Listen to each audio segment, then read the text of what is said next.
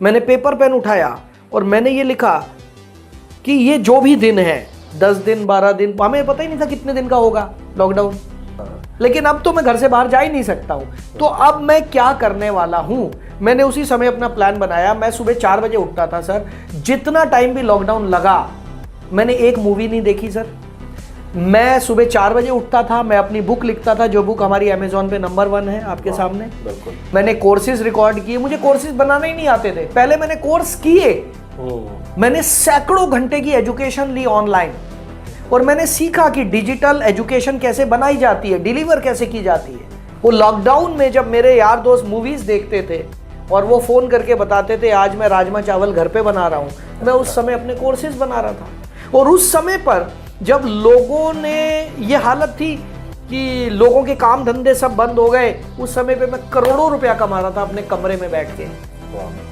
कि मैंने अपनी जिंदगी का जो पहला बिजनेस किया था वो 7 साल की उम्र में किया था, when I was 7 years old। आप लोग हैरान होंगे एक 7 साल का बच्चा बिजनेस कैसे कर सकता है, तो वो मैं आपको बताता हूँ। गूज़बम्स आ गए।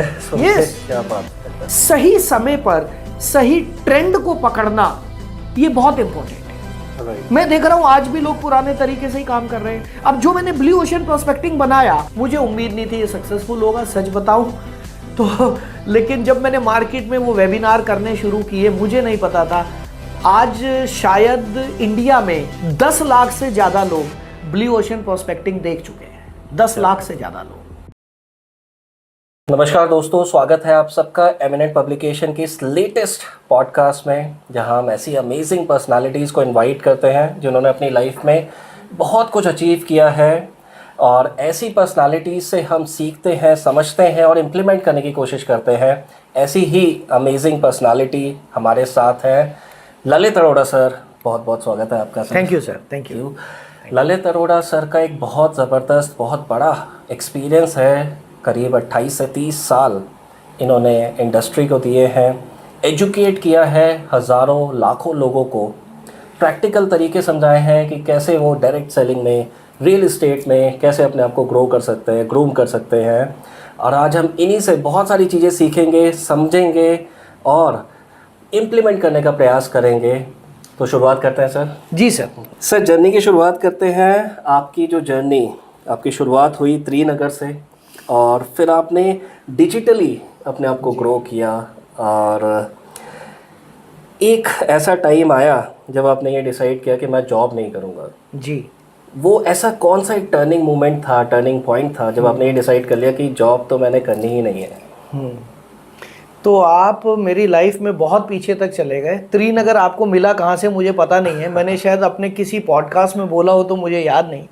एक्चुअली दिल्ली में एक जगह त्रिनगर, वहाँ पर मेरा जन्म हुआ जी। और पढ़ाई लिखाई में मैं ठीक था, अच्छा था। लेकिन एक मूवी आई थी आमिर खान की, कयामत से कयामत तक, तो उस मूवी ने मेरा दिमाग घुमा दिया। एक्चुअली मुझे ऐसा लगता है कि हम सबकी लाइफ पे किसी ना किसी मूवी का कोई ना कोई असर पड़ा है। वो एक ज़माना था और शायद आजकल के बच्चों पर भी आजकल वो जो मूवीज़ देख रहे हैं उन पर असर पड़ता है। हमारे ऊपर अब इस एज में कोई फ़र्क नहीं पड़ता, हमें पता है वो लोग पैसा कमाने के लिए मूवीज़ बना रहे हैं, लेकिन उस समय हमें ये पता नहीं था। तो मेरे माइंड में एक चीज़ जागी कि मुझे फिल्मों में हीरो बनना है। तो इट वॉज़ 1988, 1988 के आसपास की बात है। तो मेरे दोस्त भी मुझे कहते थे हाँ ललित तू हीरो बन सकता है, और मुझे एक्टिंग का बहुत शौक़ था। तो करते करते मैं रामलीला में रोल किया करता था, लक्ष्मण का रोल करता था। तो सब लोग कहते थे तू एक्टिंग अच्छी करता है, तू फिल्मों में जा सकता है। अब लेकिन मैं एक गरीब घर से और पिताजी एक छोटी सी सरकारी नौकरी करते थे, तो आप भी समझ सकते हैं कि, और घर में मैं बड़ा, तो सबसे बड़ी जिम्मेदारी मेरे सिर पे। तो मुझे कभी मौका ही नहीं मिला कि मैं फिल्म इंडस्ट्री में जाऊं। बट हाँ, मुझे लाइफ में कुछ ऐसे मौके ज़रूर मिले जहां मैंने मॉडलिंग की, अंबुजा सीमेंट वगैरह वगैरह कुछ कंपनीज़ के लिए मैंने मॉडलिंग की। वो बहुत बाद की बात है। लेकिन आपने जो बात बोली कि मैंने ये सोचा कि मैं नौकरी नहीं करूँगा, ये 11th क्लास की बात है, जब मैं 11वीं क्लास में था। तो इट वॉज समवेयर अराउंड 1989। तो मेरे घर वाले सब चाहते थे कि मैं बहुत बड़ा अफसर बनूं, मैं आईएएस अफसर बनूं। हमारे घर में सब सरकारी नौकरी किया करते थे। तो और मैं शुरू से मेरा यही झगड़ा था, मुझे नौकरी नहीं करनी। आई डोंट नो, मुझे नहीं पता कि मैं क्यों नहीं चाहता था नौकरी करना, मैं नहीं जानता।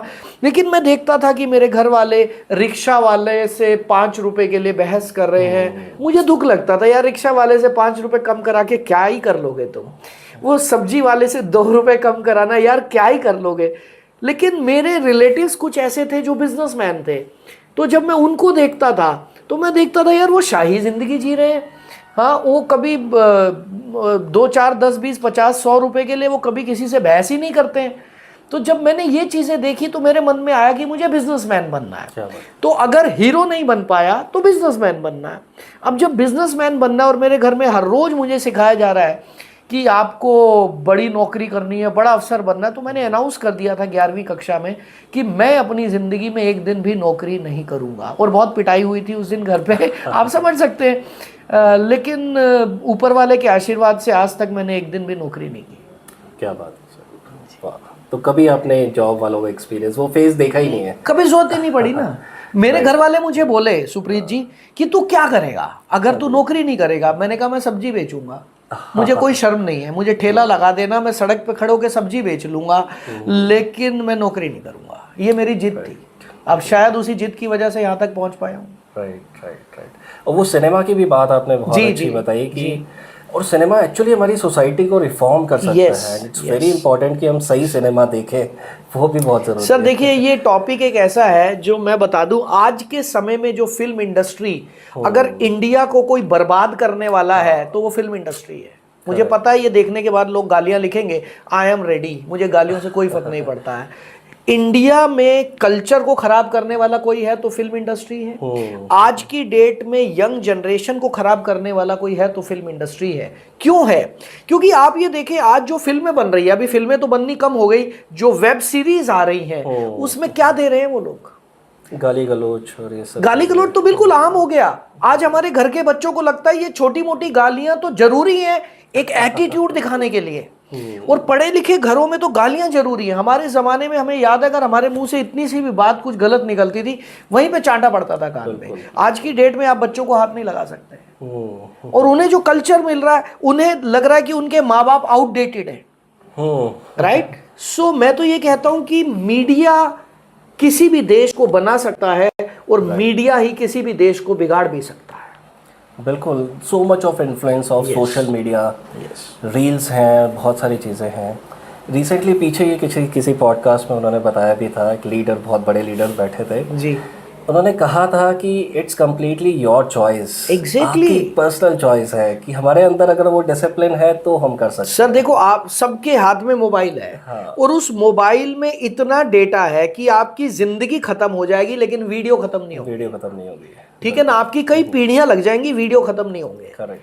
तो अब ये आपको देखना है कि आपको कौन सा वीडियो देखना है। और इंस्टाग्राम की एल्गोरिदम इतनी क्लेवर है, इतनी चालाक है, आपने जिस रील पे 2 या 3, 4 सेकंड भी बिता दिए, पकड़ लेगा इंस्टाग्राम की इसको यही चीजें पसंद है, अब वो आपको वही दिखाएगा। अब आप उनके जाल में फंस गए हो। अब जब भी आप इंस्टाग्राम ओपन करोगे आपको वही दिखाई दे रहा है। अब आपसे रहा ही नहीं जाएगा, और करते करते करते मिनट, घंटे और दिन, महीने और साल बीत जाएंगे, आपको पता भी नहीं चलेगा कि मेरा टाइम कहाँ निकल गया। करेक्ट। बहुत घंटे, बहुत टाइम इसके ऊपर चले जाता है जी। You are right. लेकिन अगर अच्छे लोगों को सब्सक्राइब किया हुआ है, ललित अरोड़ा जी का चैनल सब्सक्राइब, सर कौन देखता है? सर मेरी बात सुनो, मैं एक बात जानता हूँ, मैंने इंस्टाग्राम से बात की कि भाई what is the purpose of Instagram. मैंने मेल किया, उन्होंने बोला इंस्टाग्राम का पर्पस है जी एंटरटेनमेंट। अच्छा। मैंने कहा हम तो एजुकेशनिस्ट हैं। हाँ। बोले जी हमारे को उससे मतलब नहीं है, हमारा पर्पस है, हम चाहते हैं कि लोग एंटरटेनमेंट के लिए आए। तो उनका तो पर्पस ही एंटरटेनमेंट है, और वो उन्हीं वीडियोस को प्रमोट करते हैं जो एंटरटेनमेंट पहुंचा रहे हैं लोगों तक। बिल्कुल। उन्हें एजुकेशन से कोई मतलब ही नहीं है। तो ललित अरोड़ा को तो कौन देखेगा भाई, एजुकेशन तो सबसे बोरिंग चीज है। राइट। ठीक है ना। लेकिन आज ही अगर मैं कपड़े वपड़े उतार के कुछ शर्ट वर्ट फाड़ के मैं नाचना शुरू कर दूं, व्यूज बढ़ जाएंगे। राइट। तो सवाल ये नहीं पैदा होता व्यूज का, सवाल ये पैदा होता है कि हम अपने समाज को क्या दे रहे हैं, हम अपनी सोसाइटी को क्या डिलीवर कर रहे हैं। क्योंकि आज मैं जो वीडियो बना रहा हूं, कहीं ना कहीं मेरे बच्चे देख रहे हैं, बिल्कुल। तो मेरे बच्चों पे क्या असर पड़ रहा है? अगर हर आदमी वीडियो या मूवीज बनाने से पहले ये सोच ले कि मेरे बच्चों पे क्या असर पड़ेगा, तो भाई साहब गंदगी खत्म हो जाएगी। ये बहुत बड़ी बात कही सर, एक रिस्पॉन्सिबिलिटी समझें अपनी कि यस ये वीडियो अगर है तो वो सालों साल और जनरेशन तक जाएगी। जनरेशन तक यूट्यूब पे तो है तो मतलब Yes. सब तक रहेगी। तो हमारे सारे वर्ड्स बिल्कुल नपे तुले होने चाहिए। Yes. बिल्कुल एक्सेलेंट सर। एक टाइम था जब आपका फैक्ट्री में भी आपने फैक्ट्री भी चलाई बखूबी, लेकिन फैक्ट्री में कुछ अनफॉर्चुनेटली वो डूब भी गई, और उससे उस फेलियर से, क्योंकि वो आपकी सबसे बड़ा फेलियर मेरे हिसाब से रहा है जो नहीं मैंने आपको स्टडी वो किया है। आपने जो स्टडी किया होगा, लेकिन मैं आज आपको बताता हूँ सुप्रीत जी, मैंने अपनी जिंदगी में क्या क्या किया है। हाँ एग्जैक्टली, मैं पूछना ही चाह रहा था क्योंकि वो फैक्ट्री तो मेरी जिंदगी का एक छोटा सा हिस्सा है जी। राइट। आज मैं अपने दर्शकों को बताना चाहता हूँ एमिनेंट पब्लिकेशंस के इस प्लेटफॉर्म पे कि मैंने अपनी ज़िंदगी का जो पहला बिजनेस किया था वो 7 साल की उम्र में किया था, when I was 7 years old। आप लोग हैरान होंगे एक 7 साल का बच्चा बिजनेस कैसे कर सकता है, तो वो मैं आपको बताता हूँ। तो गर्मी की छुट्टियाँ हुआ करती थी सुप्रीत जी, और गर्मी की छुट्टियों में हमें कुछ पैसे मिलते थे, 5 पैसे 10 पैसे रोज़ की जेब खर्ची मिलती थी, और हम लोग मैगजीन खरीद के लाते थे, कॉमिक्स, चाचा चौधरी, साबू, ये वाली कॉमिक्स आती थी उस ज़माने में। तो हम वो कॉमिक्स किराए पे लाते थे, पढ़ते थे, वो आधे घंटे में ख़त्म हो जाती थी। अब दिन में तो 24 घंटे होते हैं, अब आधे घंटे में मैंने कॉमिक्स पढ़ ली, मेरी जेब खर्ची ख़त्म हो गई, अब पूरा दिन क्या करूं? तो इसी उधेड़ बुन में मैं लगा हुआ था। और एक बार की बात है, हमारे घर के पास एक कबाड़ी की दुकान थी, तो मैं उस कबाड़ी के पास गया, मैंने कहा अंकल ये कॉमिक्स कैसे देते हो? बोला जाओ जाओ। उसने थोड़ा बच्चा समझ के पहले 1-2 बार भेज दिया, फिर चला गया। मैं कहा अंकल ये कॉमिक्स कितने में देते हो? बोला बेटा ये किलो के हिसाब से मिलती है। तो मेरा अगला सवाल था अंकल ये कितनी देर के लिए देते हो? अच्छा। और उसने बोला था बेटा हमेशा के लिए। वाह। मेरे लिए तो ये बहुत बड़ी बात थी, क्योंकि हम तो 1 घंटे 2 घंटे के लिए कॉमिक्स खरीद के लाते थे किराए पे, वापस देनी पड़ती थी। उसने बोला हमेशा के लिए। तो जब उसने बोला मेरा दिमाग घूमने लगा, मैंने कहा हमेशा के लिए मेरे को मिल सकती है कॉमिक्स, कैसे मिल सकती है? फिर मैं एक बार गया उसके पास, मैं कहा अंकल जी ये कितने में मिलती है? तो उसने कुछ रुपए किलो बताया, कितने रुपए था मुझे याद नहीं है।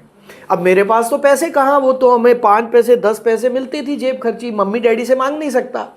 तो मैंने क्या किया, मैंने अपने गली के सभी लड़कों को इकट्ठा किया, जो मेरे दोस्त थे, हम क्रिकेट खेलते थे या जो भी। पुराने ज़माने में ना हम कमरे में बंद नहीं रहते थे। हाँ जी। हम पूरा दिन घर से बाहर रहते थे, सिर्फ रात को सोने के लिए घर आते थे, या दोपहर को खाना भी किसी और के घर में खाते थे। तो मैंने गली के लड़कों को इकट्ठा किया, मैंने कहा भाई वो अंकल है, वो अंकल इतनी सारी कॉमिक्स दे देंगे और इतने रुपए में दे देंगे, क्या करें? सबने बोला पैसे जमा करो। तो सबने 10-10 पैसे करके 10-10 पैसे करके जमा करने शुरू किए, और हमारे पास जब वो पैसे इकट्ठे हो गए, हमने उसको दे दिए कबाड़ी वाले को। कबाड़ी वाले ने मैगजीन हमारे को दे दी। भाई साहब हमारी तो दिवाली। अब हम पढ़े पूरा दिन, बदल बदल के, वो उसके घर में जाके दे रहा, ये ले भाई तू ये वाली पढ़, ये वाली मेरे को दे दे, और वो कॉमिक्स हमें वापस नहीं करनी। ओ माय गॉड, मुझे नहीं पता था कि इसे ही बिजनेस कहते हैं। अब कॉमिक्स हमने पढ़ ली, कितने दिन पढ़ लोगे? 1 किलो के आसपास आई थी, कितने होंगी कुछ इतनी, पढ़ के खत्म। अब क्या करें? अब दिमाग में एक और आइडिया आया, दूसरी गली के लड़कों को हमने किराए पे देनी शुरू कर दी। वो लीडरशिप उसी टाइम से आपके अंदर आ गया था? मुझे नहीं पता सर, देखो ये शब्द तो बहुत बाद में हमें पता चले, लेकिन दूसरी गली के लड़कों का हमने कहा भाई तू कॉमिक्स पढ़ेगा, हाँ तो इतने पैसे लगेंगे। तो मुझे आज भी याद है कि जब तक हमारी गर्मी की छुट्टियां खत्म हुई, तब तक मेरे पलंग के नीचे इतनी सारी कॉमिक्स थी, जो कि जिस दिन मेरे घर वालों को पता चला मेरी बहुत पिटाई हुई। उन्होंने कॉमिक्स सारी दोबारा से कबाड़ी को बेच दी। और लेकिन वो मेरी ज़िंदगी का पहला बिजनेस था, और वहाँ से मुझे ये समझ में आया यार कुछ बड़ा किया जा सकता है।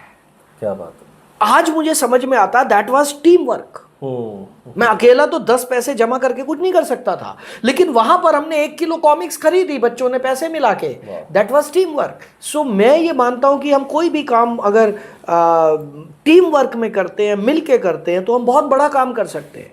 तो इसी तरीके से ये जर्नी चलती रही सर। लेकिन मेरा जो पहला बिजनेस था, मैंने 12th क्लास पास करने के बाद कटिंग टेलरिंग का डिप्लोमा किया, मैं एक टेलर बन गया।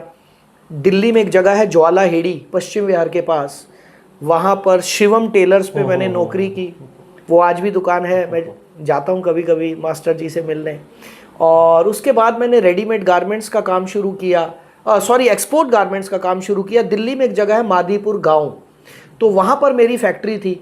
मादीपुर गांव में सस्ती ज़मीन मिल जाती थी, वहाँ मैंने फैक्ट्री लगाई, बहुत बड़ा काम कर लिया। इतना बड़ा काम हो गया था कि ट्रकों में माल आता था मेरा। लेकिन एक बार वहाँ पर ब्रिटेनिया चौक पर, मैं उसका नाम नहीं बोलूँगा क्योंकि वो मेरा पैसा खा के भाग गया था, उसका नाम नहीं बोलूँगा। ब्रिटेनिया चौक पर एक एक्सपोर्टर था, मुझे नाम याद है, बोलूँगा नहीं।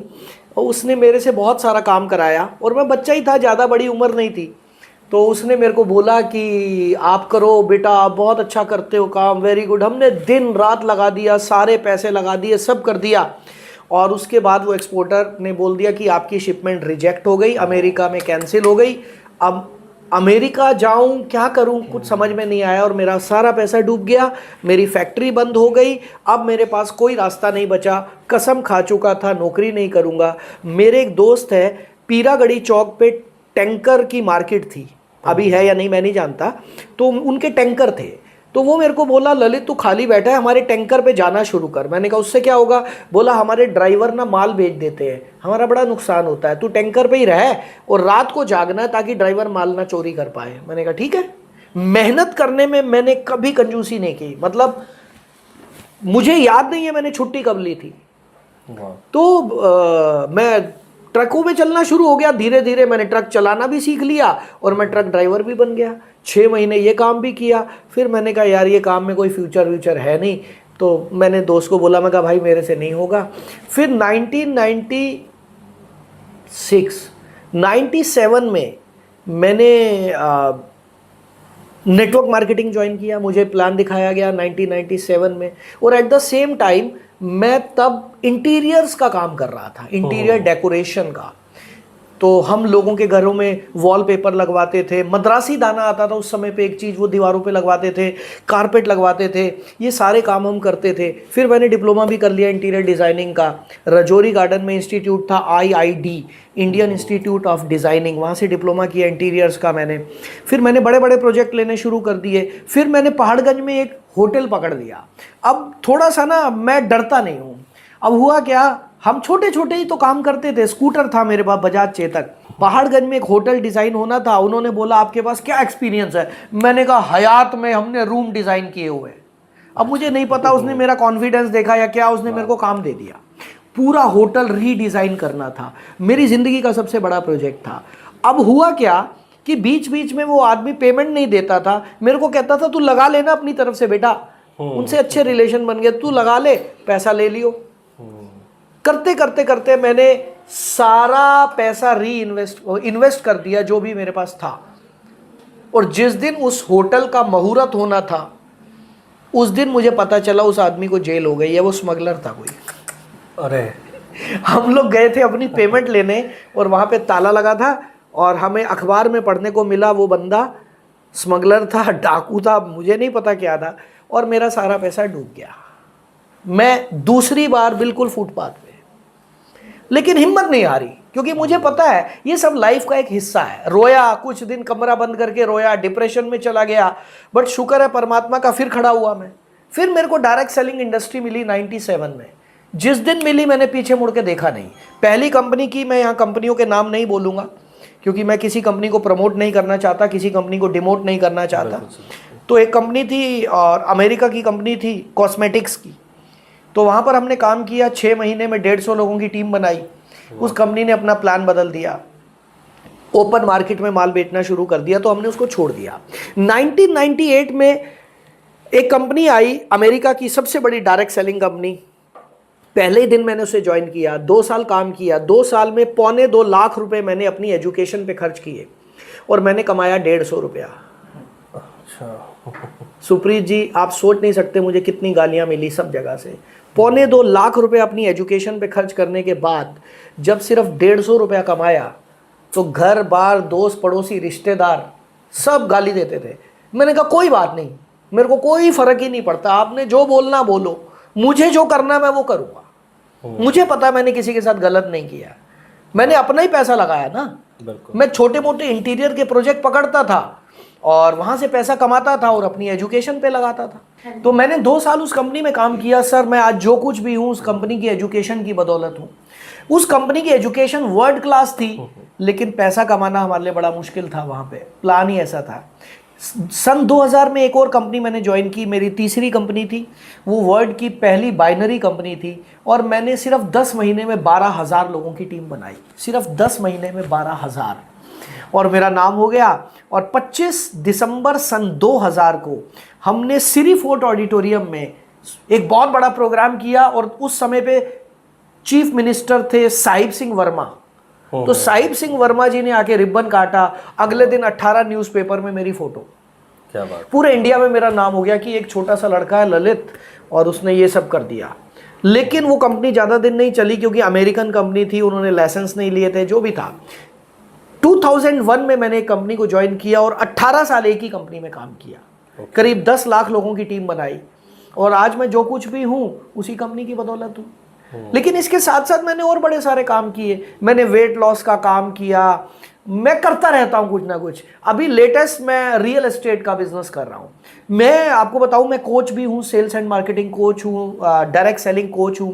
तो एक दिन मैं सेल्स एंड मार्केटिंग की ट्रेनिंग दे रहा था, तो मेरे एक स्टूडेंट हैं अमेरिका से हैं। तो उन्होंने एक सवाल पूछा कि सर आप हमें सेल्स करना सिखाते हो, आप बेचते क्या हो?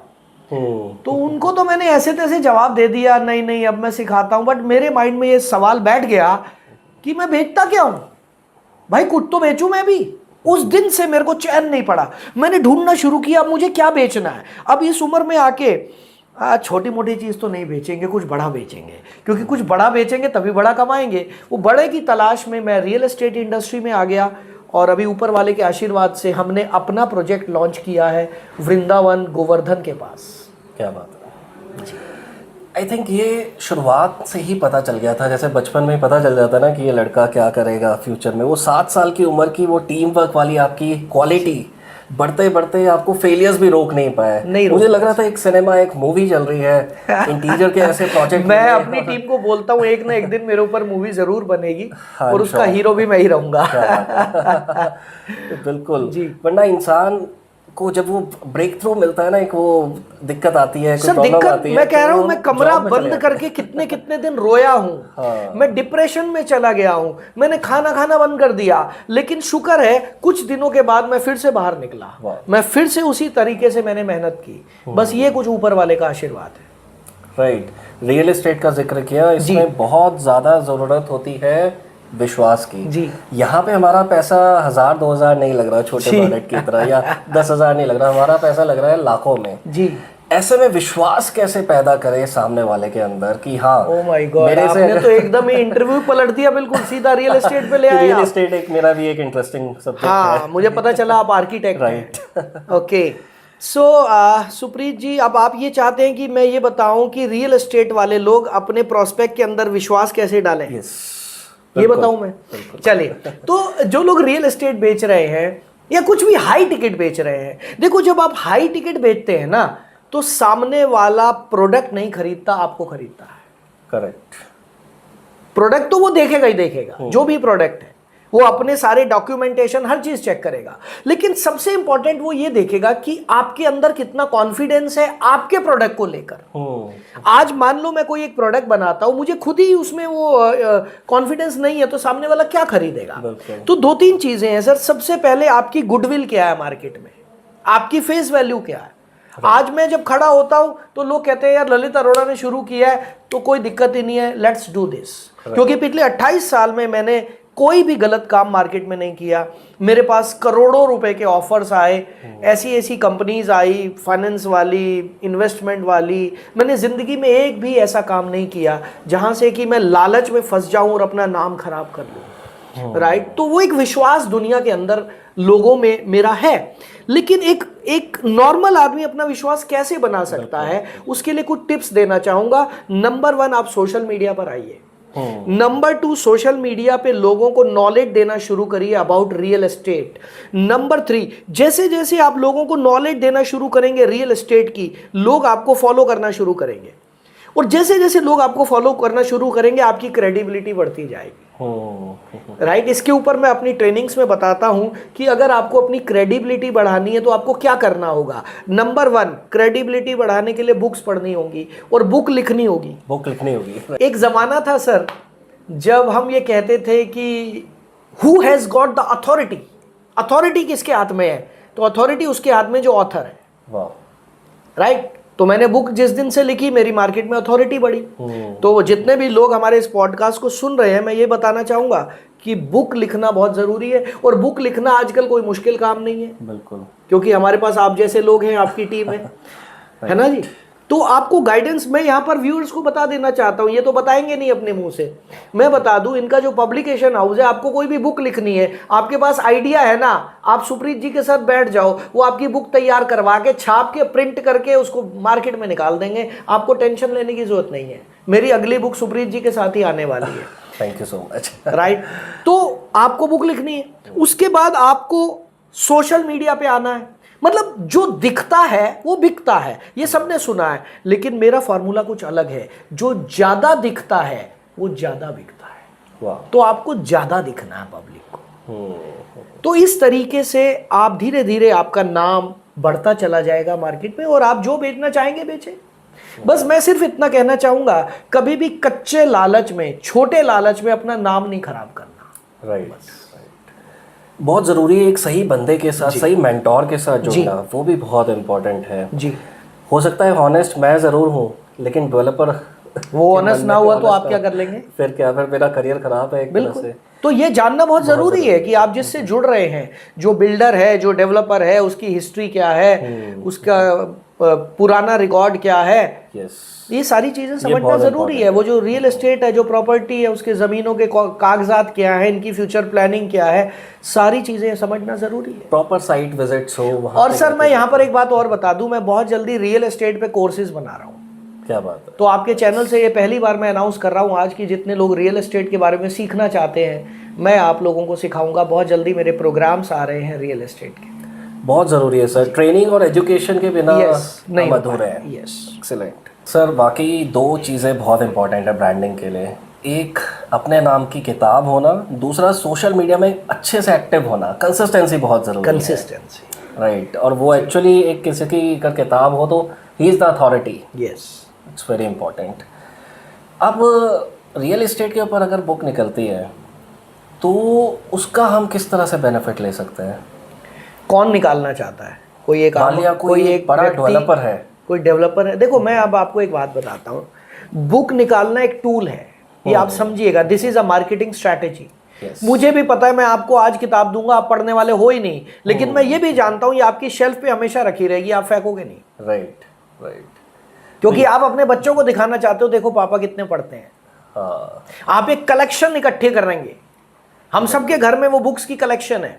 तो होता क्या है, आज अगर मैं रियल एस्टेट बेच रहा हूं फॉर एग्जांपल, तो मैं आपसे मिला और मैंने सबसे पहले आपको एक बुक गिफ्ट कर दी, राइट, अबाउट रियल एस्टेट। अब आपकी नजर में मेरी इमेज क्या बन गई कि मैं एक एक्सपर्ट हूं, मेरी एक अथॉरिटी बन गई। अब डील क्लोज होने में दिक्कत नहीं है, टाइम नहीं लगेगा। राइट। तो इसका ये असर पड़ता है कि ये आपकी एक अथॉरिटी बिल्ड कर देता है। बिल्कुल सही कहा सर। और बाय चांस मैं अपनी बात करूं, मैं किसी के पास गया, रियल एस्टेट का कार्ड दे दिया, वो गुम हो जाएगा जी। लेकिन किताब अगर दी है तो वो कभी गुम नहीं होगी, वो हमेशा आपकी शेल्फ पे रहेगी, हमेशा। और फिर हमारे अंदर एक ये बात होगी कि मैं जिससे खरीद रहा हूँ प्रॉपर्टी, जो मेरे रियल एस्टेट एजेंट है या डेवलपर है, ये उनकी किताब है। यस, वो एक अटैचमेंट रहेगा। और हो सकता है आप पढ़ना भी शुरू कर दे तो मजा ही आ जाएगा। सर ब्लू ओशन प्रोस्पेक्टिंग पूरी इंडस्ट्री में वायरल है जी, हर कोई इसे यूज कर रहा है और हर कोई इसे पसंद कर रहा है क्योंकि इसके रिजल्ट बड़े तगड़े हैं जी। अब रियल एस्टेट की बात चल रही है, तो अब रियल एस्टेट नहीं इसे कैसे यूज़ करेंगे, हम सबको, हमारे व्यूअर्स को बताएं। जी, तो मैं आपको बताना चाहता हूँ, जब मैंने ये फार्मूला बनाया था ब्लू ओशन प्रोस्पेक्टिंग, मुझे नहीं पता था कि ये इतना सुपर हिट हो जाएगा।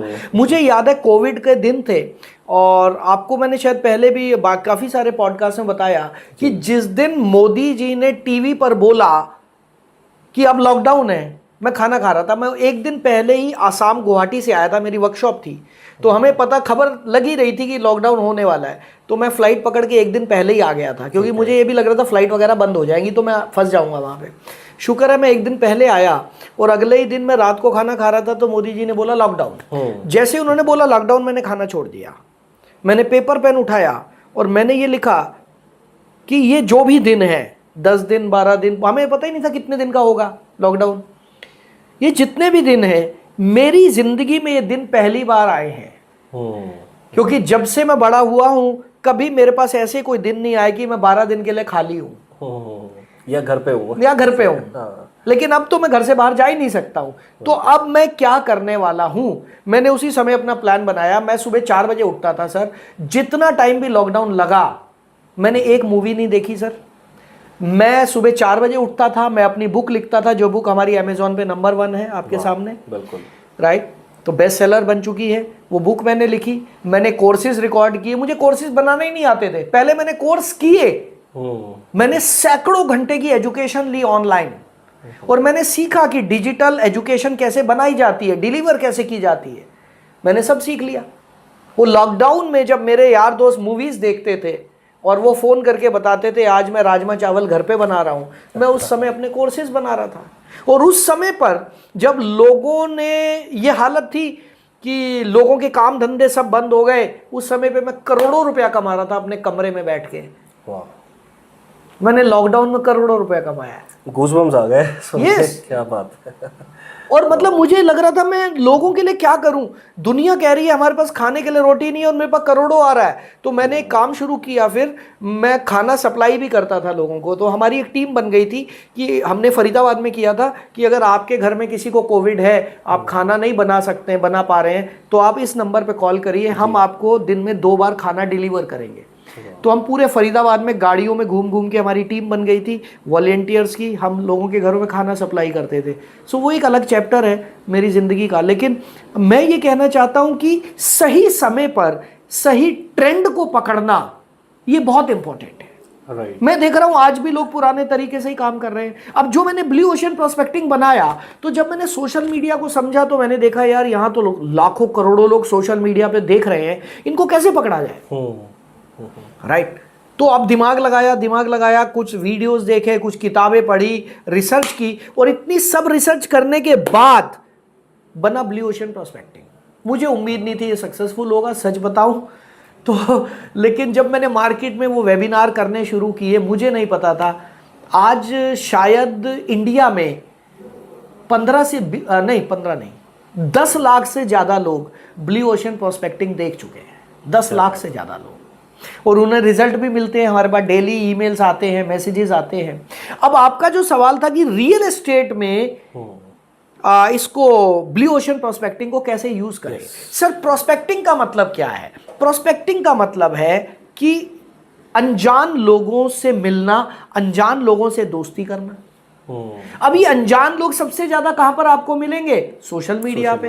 तो मैंने ब्लू ओशन प्रोस्पेक्टिंग में यही सिखाया था। तो आप रियल एस्टेट में भी इसका इस्तेमाल कर सकते हैं कि आप फेसबुक पे जाके, यूट्यूब पे जाके, इंस्टाग्राम पे जाके, व्हाट्सएप पे जाके लोगों के साथ प्रोस्पेक्टिंग कर सकते हैं और उन्हें अपना रियल एस्टेट का प्रोजेक्ट दिखा सकते हैं। वाह सर, जो आपने 4 बजे उठने वाली बात बताई, वो कंसिस्टेंसी वाली बात बताई, रिसर्च करने वाली बात बताई, यहीं पे हम मात खा जाते हैं जी। स्पेशली यंगस्टर्स जो हमें देख रहे हैं, हम मेहनत करना ही नहीं चाहते, we are distracted ji.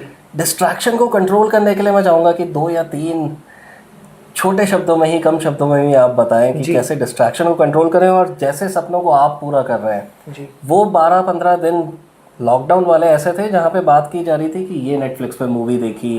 Sir वो 12-15 दिन नहीं थे सुब्रीत जी, मेरे वो 3 से 4 महीने थे। मैं अब आपको आज आपके चैनल पे पहली बार ये राज खोल रहा हूँ। मुझे कोविड हो गया था, ओके। मैं 15 दिन कमरे में बंद हो गया, तो अब वो तो बंद ही है, 14 दिन का रहता था क्वारंटाइन। 14 दिन में मैंने बहुत सारे कोर्स बना लिए। फिर एक दिन मैं निकला पट्टियाँ वट्टियाँ मुंह पे बांध के, मैंने कहा ब्लड टेस्ट कराने जा रहा हूँ, और मैंने अपनी फैमिली को झूठ बोला कि मुझे दोबारा कोविड हो गया और 14 दिन की और क्वारंटाइन है क्योंकि मुझे 14 दिन और चाहिए थे अपने कोर्स रिकॉर्ड करने के लिए। और मुझे कोई डिस्टर्बेंस नहीं चाहिए थी। 24 घंटे मैं सिर्फ अपने साथ था। मैंने अपने परिवार को ये भी झूठ बोला कि मुझे दोबारा कोविड हो गया है, उन्होंने मुझे डिस्टर्ब नहीं किया किसी ने, और मैं चुपचाप कमरा बंद करके अगले 14 दिन फिर से मैंने सारे प्रोग्राम अपने बना लिए, और वो प्रोग्राम आज तक बिक रहे हैं। क्या बात है। आज तक 5 साल हो गए इस बात को, आज तक भी मेरे वो प्रोग्राम बिक रहे हैं।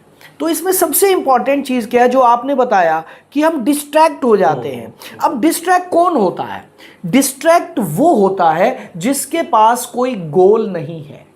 बिल्कुल, मेरा मानना यह है सर, जिस व्यक्ति के पास एक गोल है कि मुझे इस डेट तक यहां तक पहुंचना है, उसको कौन डिस्ट्रैक्ट कर देगा? लेकिन जिसके पास कोई गोल ही नहीं है, हो जाएगा ठीक है, नहीं हो जाएगा, घर तो चल ही रहा है अपना।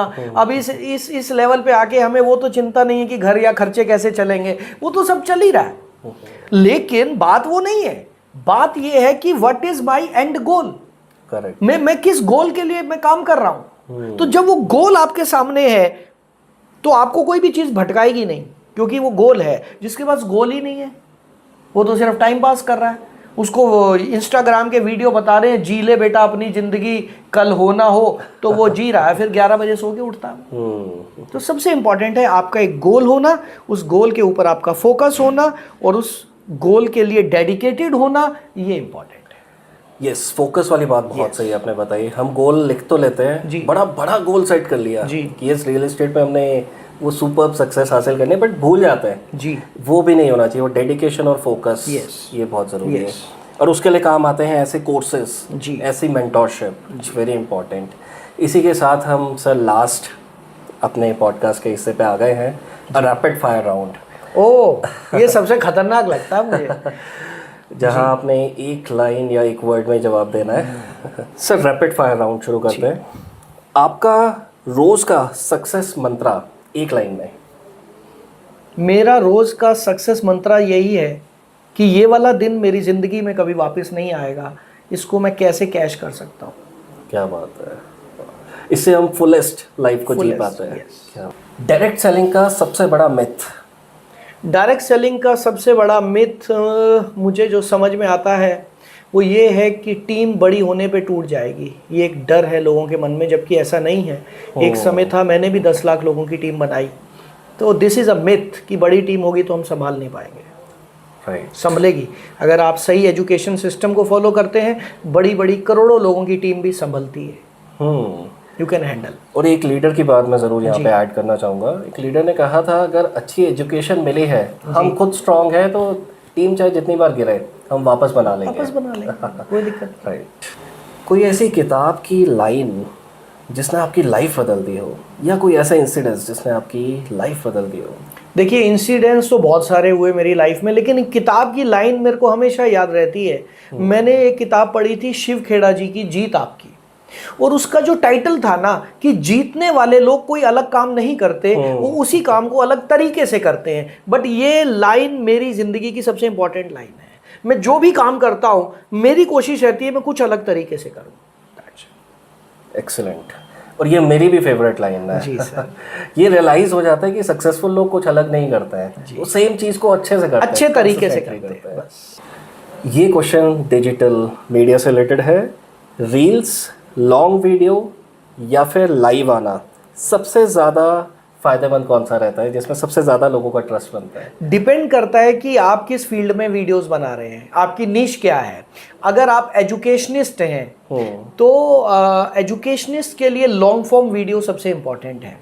हाँ, ठीक है, बिल्कुल। अगर आप एंटरटेनर हैं तो लाइव आ जाओगे तो लोगों को वैसे ही बहुत मजा आ जाएगा। ठीक है जी। अगर आप छोटे छोटे रील्स के ही मास्टर हैं, मतलब आपके पास कंटेंट ज़्यादा नहीं है, आप कुछ कपड़े या कुछ ऐसा है, तो फिर छोटे वीडियो चलेंगे। बट अगर मैं अपनी इंडस्ट्री की बात करूं तो मेरी इंडस्ट्री में लोग मुझे लाइव बहुत पसंद करते हैं, क्योंकि मेरी आदत है लोगों से बात करना। हम लोगों ने पिछले 28 साल में सेमिनार्स किए, स्टेज पे खड़े होके सामने हज़ारों लाखों लोग हैं, वो हमने किए। तो उसमें हमें लोगों से बात करना पसंद रहता है, वो कैमरा के आगे बैठ के बोलते रहना वो अपने को पसंद नहीं है। तो इसलिए लोग मेरे को लाइव ज़्यादा पसंद करते हैं, ऐसा मुझे लगता है। So sir, final question, 3 non negotiables, मतलब ऐसे 3 काम जो आप नहीं छोड़ सकते, वो छोड़ करने नहीं ही सकता करने हैं, जो मुझे हाँ करने जी। ही करने हैं। देखिए, मेरी लाइफ के 3 नेगोशिएबल्स हैं। मेडिटेशन, इसे रिपीट करना होगा, नॉन नेगोशिएबल बोल रहा है, मतलब ये मैं नहीं छोड़ूंगा, नॉन नेगोशिएबल। हाँ सॉरी मैं नेगोशिएबल बोल दिया। हाँ, मेरी लाइफ के 3 नॉन नेगोशिएबल जो काम हैं, जो मैं कभी भी छोड़ना नहीं चाहता अपनी लाइफ में, नंबर 1 इज मेडिटेशन। क्योंकि ऊपर वाले के आशीर्वाद के बिना कुछ नहीं हो सकता। हम कितना ही दिमाग लगा लें, कुछ ही कर लें भाई साहब, जब तक उसका आशीर्वाद, उसकी सीधी नज़र, सही नज़र आप पर नहीं है, कुछ नहीं होने वाला। तो number 1 is meditation. Number 2 is सेवा। हमारे गुरुजी ने, किले वाले महाराज जी ने हमें एक बात बताई है कि जहाँ भी मौका मिले सेवा करो। तो for me that is non negotiable. क्या बात, एंड नंबर 3 इज पुरुषार्थ, वाह, जो मैंने भागवत गीता से उठाया कि मैं जब तक जिंदा हूं मैं तब तक काम करूंगा। मैं अपनी टीम को, मेरे जो स्टूडेंट्स हैं, अभी करीब 10,000 से ज़्यादा स्टूडेंट्स हैं जिनको मैं रेगुलर ट्रेनिंग देता हूं, रेगुलर एजुकेशन देता हूं, मैं उनको हमेशा कहता हूं कि मेरी एज कुछ भी हो जाएगी, 80 साल, 90 साल, 100 साल, मैं तब भी काम करता हुआ आपको दिखाई दूंगा। क्या बात, दैट इज नॉन नेगोशिएबल। इंसान, परमात्मा ने हमें मेहनत करने के लिए बनाया, खाली बैठने के लिए तो बनाया ही नहीं है। और ये सारी बीमारियां बैठने की वजह से तो हो रही हैं। वाह, सो ये 2-3 चीजें मेरे लिए non negotiable. Excellent sir, excellent. तो सर, इसी के साथ पॉडकास्ट ख़त्म करते हैं। और अभी मुझे लग रहा है कि दिल नहीं भरा, हमारे व्यूअर्स का भी नहीं। मल्टीपल पॉडकास्ट करेंगे, पार्ट 2, पार्ट 3, बहुत कुछ है आपसे सीखने के लिए, बहुत कुछ सीखना है हमने, हमारे व्यूअर्स ने बहुत कुछ सीखना है। और बहुत चीज़ों पे आज हमने बात की सर से, सर के डिसिप्लिन, नेचर, कंसिस्टेंसी के ऊपर बात की हमने, फोकस माइंडसेट के ऊपर हमने बात की, रियल एस्टेट के ऊपर आपने बहुत अच्छे से वो रोशनी डाली, विश्वास के ऊपर बात की। बहुत सारी चीज़ें आज हमने सीखी हैं और पार्ट 2, पार्ट 3 में हम और भी चीज़ें सीखेंगे और गहराई से समझेंगे चीज़ों को, डिजिटल मीडिया को, क्योंकि आज के डेट में जो डिजिटल नहीं है वो कहीं पे उसका काम नहीं चल सकता। तो डिजिटल मीडिया बहुत इंपॉर्टेंट है और उसके महागुरु आप हैं, यू नो। महागुरु बहुत बड़ा शब्द है सर। मैं एक स्टूडेंट हूँ और स्टूडेंट ही बने रहना चाहता हूँ। सो बहुत बहुत शुक्रिया, आपने मुझे इनवाइट किया। आप सबका बहुत बहुत शुक्रिया, आपने मुझे इतनी देर तक सुना। बट सिर्फ एक बात बता दूँ, आज के इस पॉडकास्ट में से 2-4 चीज़ें भी आप अपनी ज़िंदगी में इम्प्लीमेंट कर देंगे, लाइफ चेंज होगी। Right. Thank you sir, thank you so much, thank you so much.